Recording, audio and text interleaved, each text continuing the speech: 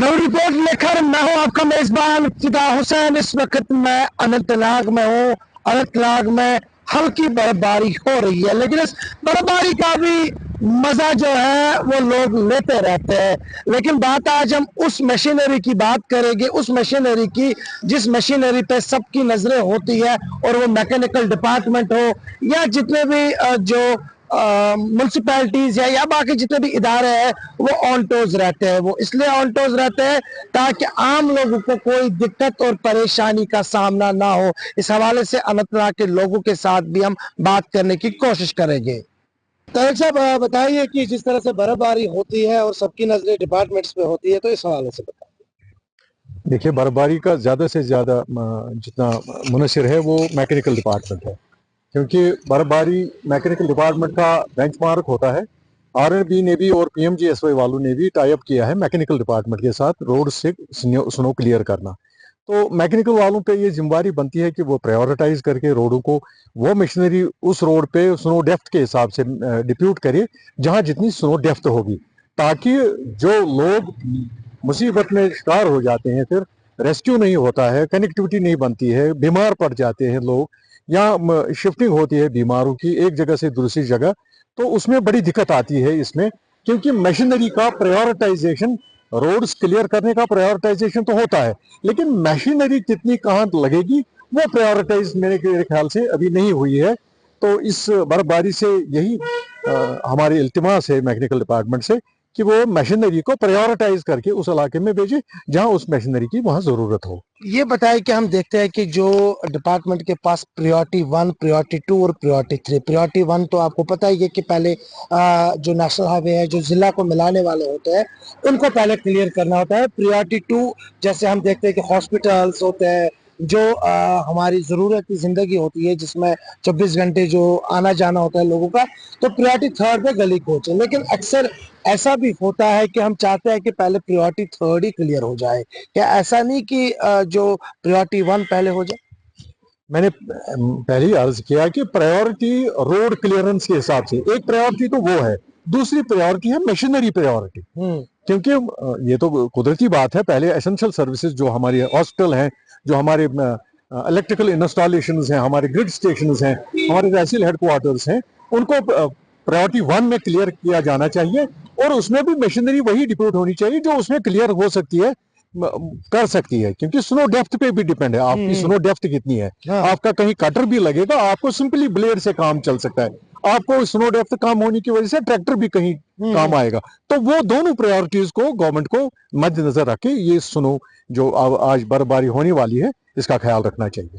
तो आपने देखा कि जो लोग हैं जिनसे हम बात कर रहे हैं, वो यही कहते हैं कि प्रायोरिटी 1 के साथ तो है ही, हम प्रायोरिटी 2 के साथ भी है, प्रायोरिटी 3 के साथ भी है, लेकिन लोगों को भी सब्र तहम्मुल से काम लेने की जरूरत है। वो इसलिए क्योंकि लोग है, क्योंकि जनता मालिक है। जैसे हम बार बार कहते हैं, जनता मालिक है, और जनता जो है वो अपने नुमाइंदों को चुनती भी है, वो अपने नुमाइंदों को फोन करती है कि नहीं, पहले हमें प्रायोरिटी मिलनी चाहिए बर्फ हटाने के लिए। लेकिन सब्र तहम्मुल का काम लेना है हम सबको, क्योंकि मशीनरी है, और मशीनरी, उतनी बड़ी मशीनरी उन गली कोचों में नहीं जा सकती है जहाँ पे ट्रैक्टर की जरूरत है। ये तो आपका बहुत बहुत शुक्रिया। मैं तीनों डिपार्टमेंटों की बात करूँगा, चाहे मैकेनिकल डिपार्टमेंट हो, चाहे आरएनबी डिपार्टमेंट हो, या म्यूनसिपल कॉर्पोरेशन हो। काम तो उन्होंने बहुत अच्छा किया। खासकर मैं म्यूनसिपलिटी के बारे में कहना चाहता हूँ, उन्होंने बहुत अच्छा काम किया। मगर एक इसमें प्रॉब्लम है, जो ये ट्रैक्टर लगाते हैं और डोज़र लगाते हैं, उनसे जो मैगडम डाला जाता है वो ख़राब हो जाता है। जब मैं काउंसिल में था तब भी मैंने गुजारिश की थी, जो हमारे उस वक्त के प्रेसिडेंट थे, हम यहाँ स्नो कटर 2-3 लाएंगे। उसके लिए फिर प्रोफार्मा बिल भी लाई गई थी, मगर ना जाने किन वजूहात पर वो नहीं खरीदी गई।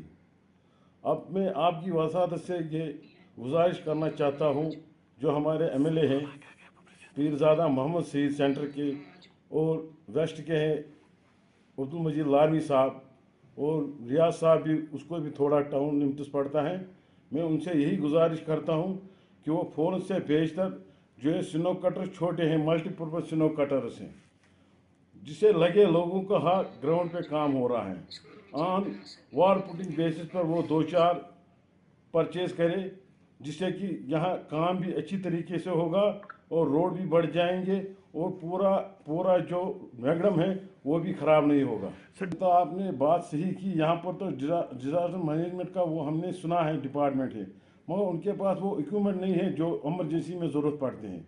ये भी मैं गुजारिश करता हूँ जो हमारे डिप्टी कमिश्नर साहब हैं, उनसे भी मैं गुजारिश करता हूँ उनके लिए वो इक्विपमेंट लाए जाए, ताकि जब भी कोई नागानी आफत हो वो उसका इस्तेमाल कर सके और लोगों की जान बचे। इस ठंड के बीच ग्राउंड रिपोर्ट जारी है, कहीं जाइएगा नहीं, क्योंकि हम आज आपको वो तस्वीरें दिखाने की कोशिश करेंगे जो तस्वीरें आप सड़कों पर नजर आते हैं, जो मशीनरी सड़कों पर नजर आती है, जिस मशीनरी का इस्तेमाल बर्फबारी में होती है।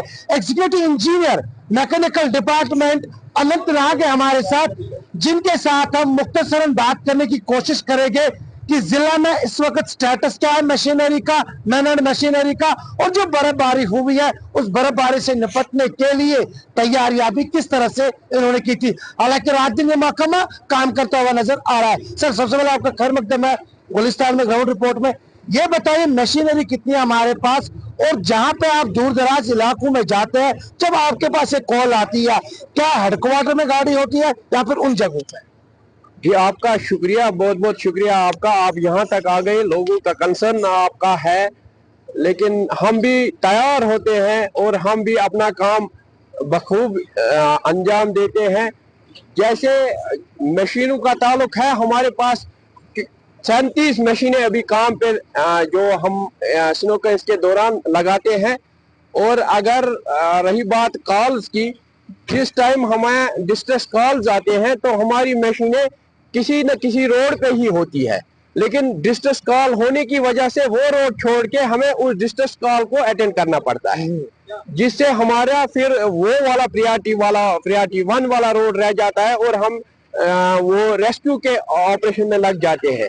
थोड़ा बहुत दुश्वारी हमें भी होती है और लोगों को भी उस लिहाज से फिर दुश्वारियां का सामना करना पड़ता है।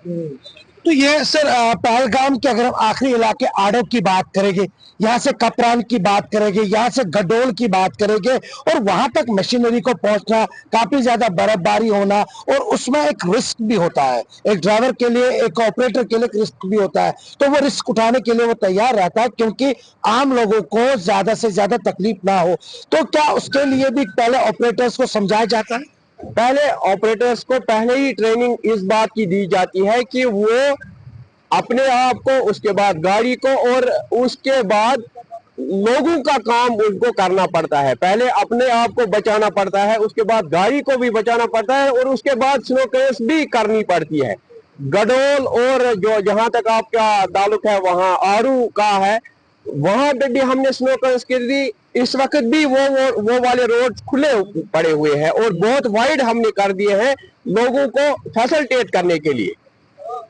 तो सर ये बताएं, क्योंकि बर्फबारी तो होती रहती है चाहे कम हो या ज्यादा, लेकिन चिले कलान में क्या आपको लगता है कि चिले कलान का बर्फ जो है वो बड़ा चैलेंज होता है आपके लिए?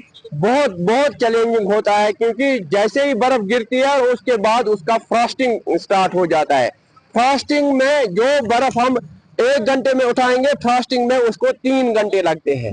तो फ्रॉस्टिंग में उस टाइम मशीनों पे भी लोड पड़ता है, ड्राइवरों पे भी ज्यादा स्ट्रेस होता है, हमारे ऊपर भी बहुत मतलब जहाँ से कॉल्स बहुत आ जाती है, क्योंकि फ्रॉस्ट लगने से थोड़ी बहुत दुश्वारियां तो होती है, लेकिन इंशाल्लाह हम कोशिश करते हैं कि हम सारे रोड वक्त पे क्लियर करें। आप बने रहेंगे हमारे साथ। पहले मैं मशीनरी आपको दिखाने की कोशिश करूंगा, वहां स्टार्टिंग से लेकर, ये अनंतनाग का मैकेनिकल डिपार्टमेंट है, स्टार्टिंग से लेकर, यानी कि 1 नहीं 2 नहीं, और जो हम आप देख रहे हैं ये जो स्नो कटर्स है बिल्कुल तैयार है। वो इसलिए क्योंकि मौका में मौसमियात या मौसमियात के बगैर कभी भी बर्फबारी हो सकती है चिले कलान में, क्योंकि चिले कलान पे कभी भरोसा नहीं होता है किसी पे कि कब बर्फबारी पड़ेगी, कब धूप खिलेगी, कब तेज हवा आएगी। तो इस वक्त हमारे पास कितनी मशीनरीज है अनंतनाग में? हमारी 37 मशीनें हैं जो काम पे रूटीन में लगती है, और हैवी स्नो के लिए हमारे डोजर्स, लोडर्स और फ्रंट एंड लोडर हमारे पड़े हुए हैं। जब कभी वो जरूरत पड़ने पर वो भी हम फिर इस्तेमाल करते हैं। हमारे जांबाज ये जो हमारे ऑपरेटर्स हैं رات دن محنت کر کے یہ لوگوں کو سہولیت پہنچانے کی کوشش بہت کرتے ہیں. سر آپ بنے رہیں گے، پہلے میں ان آپریٹرز کو دکھانے کی کوشش کروں گا. یہ وہ آپریٹرز ہے جو شاید آج سو نہیں پاتے ہیں، جو آج صرف اور صرف کنٹرول روم کے کال کے انتظار میں ہوتے ہیں کہ کنٹرول روم سے کب گھنٹی بجے گی، اور یہ اپنی چابی جو ہے، جو ان کے پاس مشین کی چابی ہوتی ہے، اس کو اٹھاتے ہیں اور گاڑی میں سوار ہو کے آگے نکل پڑتے ہیں. یہ مشینری میں آپ کو دکھانے کی کوشش کروں گا کہ سنو کٹر ہے یہ، اور اس سنو کٹر کا آپ کو دیکھا کہ وہاں سے برف کو نکالا جاتا ہے، اور یہ وہ مشین ہے جس سے یہاں پر سنو کو کلیئر کیا جاتا ہے. یہ میں آپ کو گراؤنڈ زیرو کی تصویر ہے اننت ناگ سے دکھانے کی کوشش کروں گا.